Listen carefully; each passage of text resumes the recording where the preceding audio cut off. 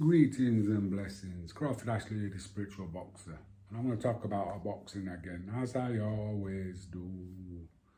And when I was in the gym today, we didn't go over to Sheffield, so we went down to the Bethlehem Boxing Club, which is a good club. And we were having a little bit of a discussion, and I asked one of them, why do you box? What were the reasons why you boxed? And the reasons I boxed seem to be completely different to most people's, which I found even back in my time, they were chasing the money, and I was never chasing the money. I thought the money would come if I were the best, but it seems like that ends up in your manager's pocket. It doesn't end up in your pocket, because they know that you'll take a fight for nothing, so they'll give you nothing, which I think is wrong. But like now it's all about money and fights are happening, so boxers aren't finding out how good they are. And to me, that's what it was all about. How good am I? Well, he's supposed to be good because all these so-called experts say he's good. You go in there, you beat him, but you're still not good. How good are you? That was my main aim in boxing, is to find out actually how good I was. I didn't really know. And I always prefer to be told the truth. I don't want to be patted on the back for all the things I did right. I want to be told what I've done wrong. And I remember boxing Roberto Dominguez. I was number 2, and I think he was number 4 in the WBO or WBC, one of them anyway. No, WBC was,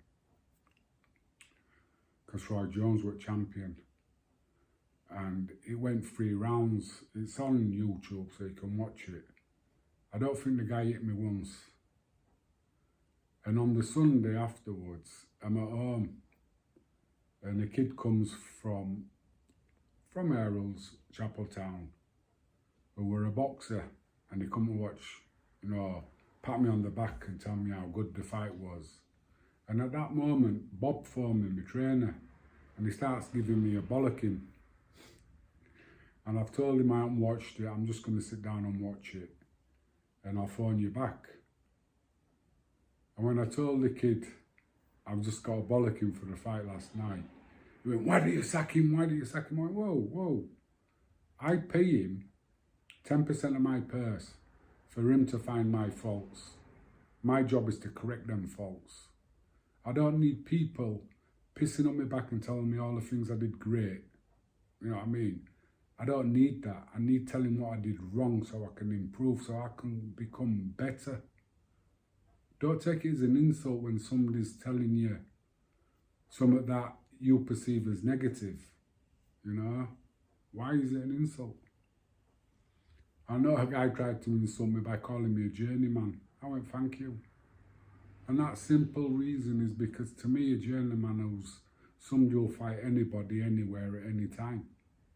And he'll go in there to win. Not to go and just pick up a payday, but go in there to win.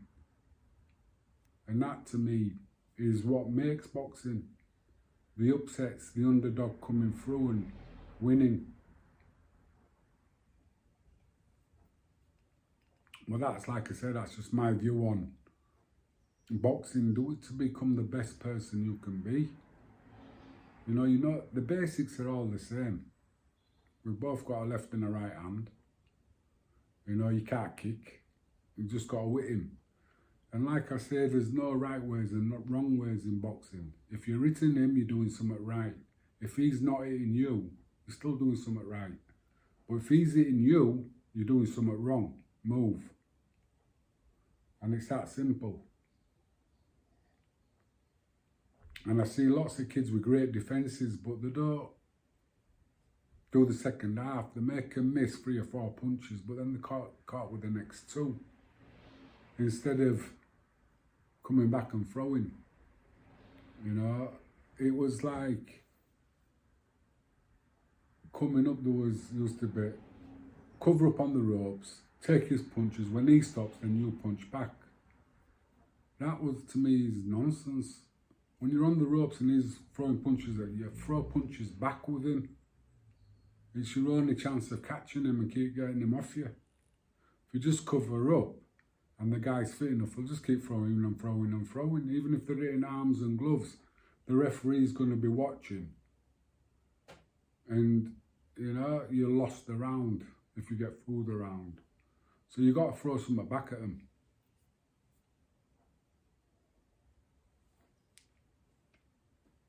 That's my view anyway. But boxing taught me a lot. And it taught me, like I said before, about not giving a shit what other people think. Because there's always somebody who's going to think you're crap. There's always somebody who's going to tell you what you've done wrong. And what I find in boxing, that all these people who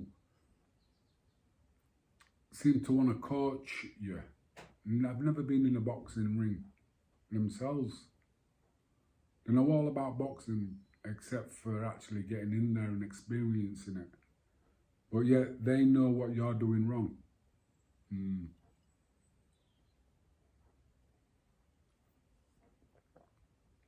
It's great. Because like I said, as soon as you get it in the face, everything you think about has changed. You know, when your nose gets broken, boom, and you feel sick in your stomach, everything you think about changes. Do you go into survival mode? Do you just bite down on your gum shield and fight? You know, how do you know? How do you know until you've been in that situation? And when you go back to the corner and there's a guy there who's never been in that situation telling you what to do. I find that weird. I'm not saying it doesn't happen and you've got good trainers who've never boxed. But I just think you've got good boxers who don't really need a trainer. So they make shit trainers look good. You know, it's like when you speak to Angelo Dundee. It was Muhammad Ali who made him look good because you couldn't train Muhammad Ali. Muhammad Ali was one of these natural phenomenons, a natural talent, who knew that footwork and movement just tires them out. And then, you know what I mean, he's also had the speed and used his feet to get in and out of distance. I think he was the first one to use his feet as a form of defence. Well, he was the one on mainstream that we sort of like seeing. Which I find, you know, it's like talking to Theo, and I told him about it. My dad asked me who were the best boxer I've seen. And I said Muhammad Ali. And they said, what about Sugar Ray Robinson? Never seen him box. So I couldn't tell you. And I'm not just going to follow what other people say. And the quality of the videos that you see, they're shite. So you can't really see a guy move unless you actually see him in the flesh, basically. That's what I think. It's like when I watched Mike McCallum against Michael Watson. That guy was a genius, and you could just see it. You know, I think it was at the Royal Albert Hall. I'm not sure about where it was, but I had a very good seat watching it, and it were absolutely brilliant. And I thought Mike McCallum was brilliant. And then I got an opportunity to fight him. Oh man, the amount of training I put in there, man. I wanted to go show everybody, this is how good I am, beating a legend. And he never turned up, which is a bit sad. But that's it. And another thing about boxing, which I friggin' didn't like, about the promoters, I can't sell tickets, but yet when you watch my shows on TV, the place is packed, but I don't sell tickets. So who sold the tickets? And if other people have sold them, why is the place still packed when I'm fighting? So it's just nonsense. Look at the crowd and you'll see who the ticket sellers are. If it's full, everybody on the bill's a ticket seller. Anyway, that's my little chat and rant for today. Why do you box? You know what I mean? I think that's to find out why you are boxing. What are the reasons to box? To box to be the best? To box for the money? And I think that's what could probably be. It's like the boxers are listening to the money men. That's why the fights aren't being made. You know, and boxers are the ones who lose out, because when you retire, all you've got is your memories and who you didn't box and why you didn't box them. And if it's down to the fact that this fight could have been made and it wasn't, it was you who didn't want the fight. Why didn't you want the fight? You know? There's been nobody out there that I've had a fight being offered to that I've turned down. Fight anybody. And that's what it's about. Anyway, until next time, if you like the vibe, please subscribe. If you think it's shite, leave a thumbs down.